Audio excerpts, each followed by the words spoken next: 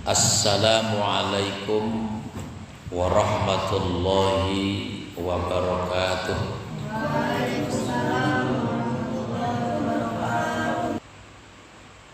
Ada salah satu santri kesayangan Fudail bin Iyad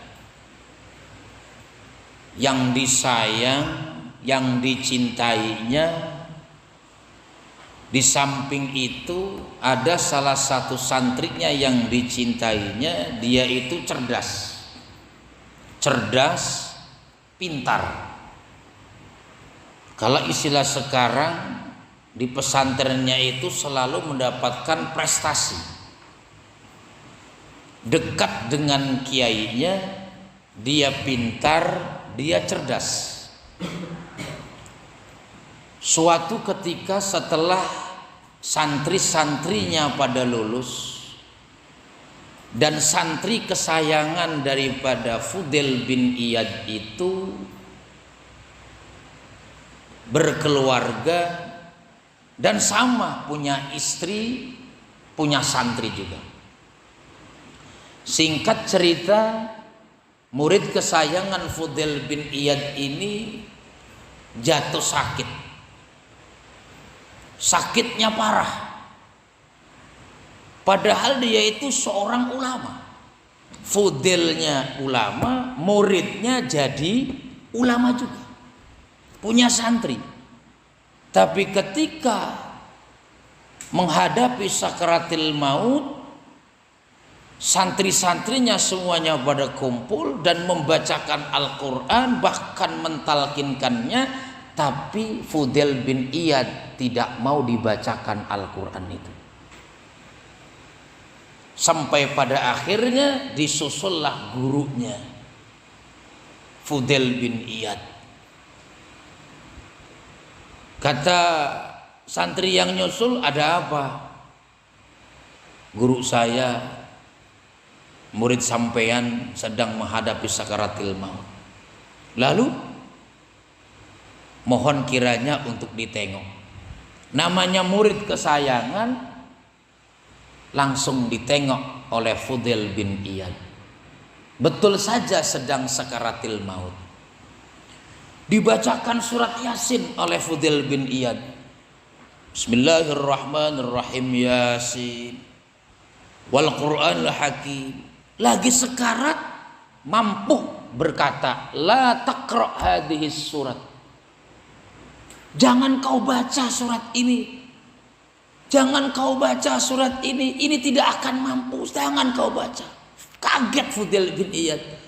Dibacakan Al-Quran tapi tidak mau. Dibisikin dari telinganya, la ilaha illallah, la taqul hadhil kalimah. Jangan ucapkan kalimat itu. Kaget Fudail bin Iyad. Kok aneh gitu. Seorang kiai, ya, seorang yang alim, santri kesayangannya jadi kiai, begitu sekarat dibacakan Al-Quran, ditalkinkan kalimat tahlil, tapi tidak mau.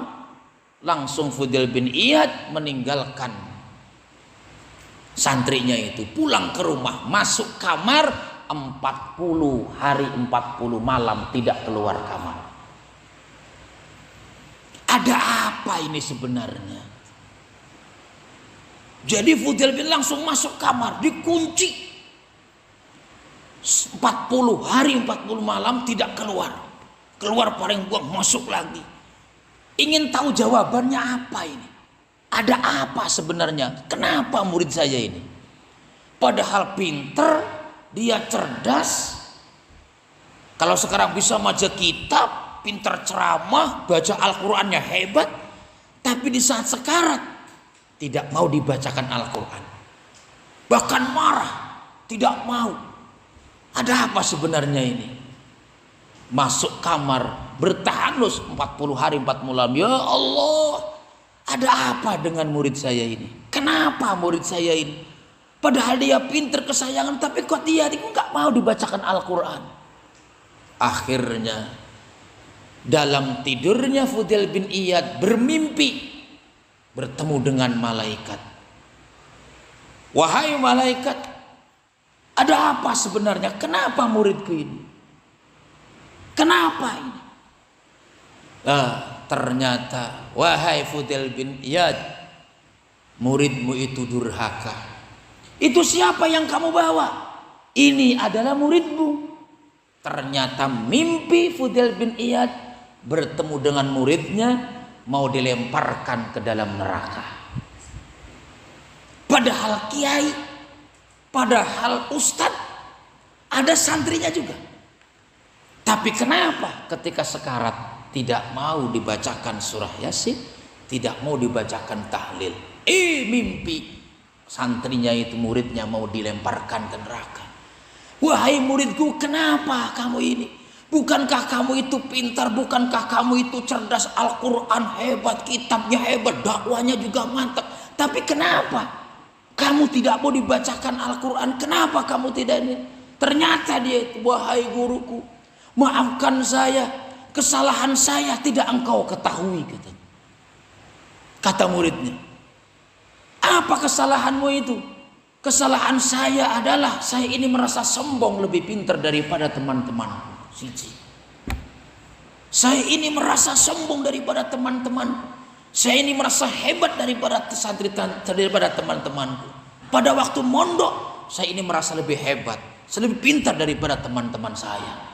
Itu yang tidak diketahui oleh kiai. Hanya saya dengan Allah. Yang kedua, saya ini selalu membicarakan kiai. Kiai tidak tahu, tapi saya membicarakannya. Di hadapan kiai saya iya, di hadapan kiai saya enggih, di hadapan kiai saya nurut, tapi di belakang saya menjelek-jelekan kiai. Di hadapan enggih, tapi ningguri maboten. Di hadapan mah iya, tapi di belakang saya ngomong kejelekan kiai. Ternyata antara surga neraka itu bukan urusan kiai, urusannya Allah. Artinya apa? Seorang santri pinter, cerdas, disayang oleh gurunya, bahkan dia itu menjadi ulama besar, tapi ketika pas sekarat tidak mau dibacakan Al-Quran, ketika sekarat tidak mau dibacakan tahlil. Akhirnya apa? Ketika Fudail bin Iyad membacakannya, kaget, ada apa ini? Oh, ternyata kesalahannya apa?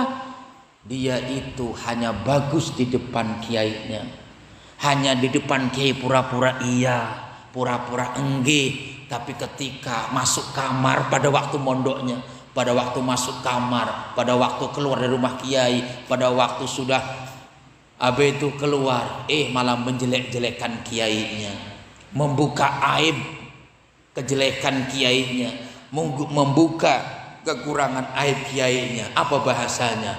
Saya dengan Fudail bin Iyad, apa Kiai Fudail bin Iyad itu?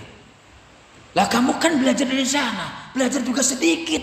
Saya lebih pintar daripada Kiai Iyad, Fudail bin Iyad. Jadi sampai menyatakan muridnya, saya lebih pintar daripada Fudail bin Iyad, merasa lebih hebat daripada gurunya. Artinya menunjukkan sifat kesombongan. Ternyata begitu meninggal dunia tidak mau diucapkan kalimat la ilaha illallah, akhirnya masuk neraka. Nah, ini satu kisah dalam kitab dalam kitab apakah Haji lupa, karangan Imam Ghazali ya. Kang Haji kitabnya ada, cuma lupa. Nah, di situ ada Bustanul Arifin, bukan Bustanul Arifin, Minhajul Abidin. Dalam kitab Minhajul Abidin dikisahkan oleh Imam Ghazali, Fudail bin Iyad mempunyai santri tapi masuk neraka, padahal dia itu orang soleh, padahal itu udah pinter.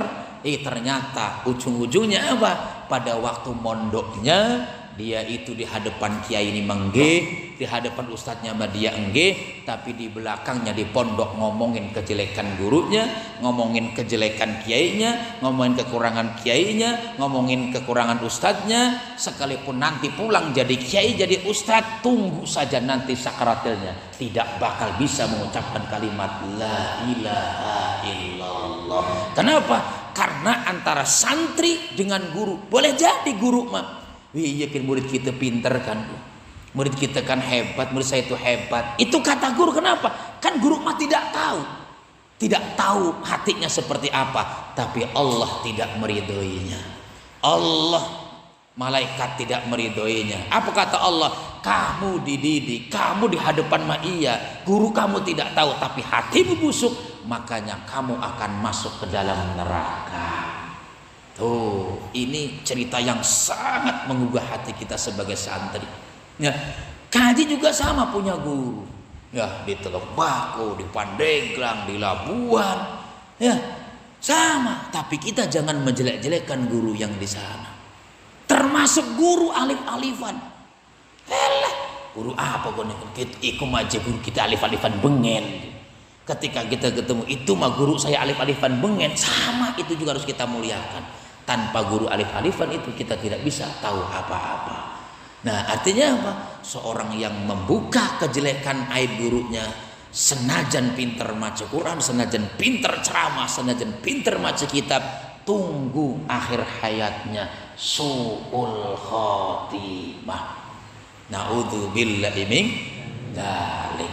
Ini secarik kertas kisah tentang santri yang masuk neraka padahal cerdas, padahal pinter, disebabkan apa?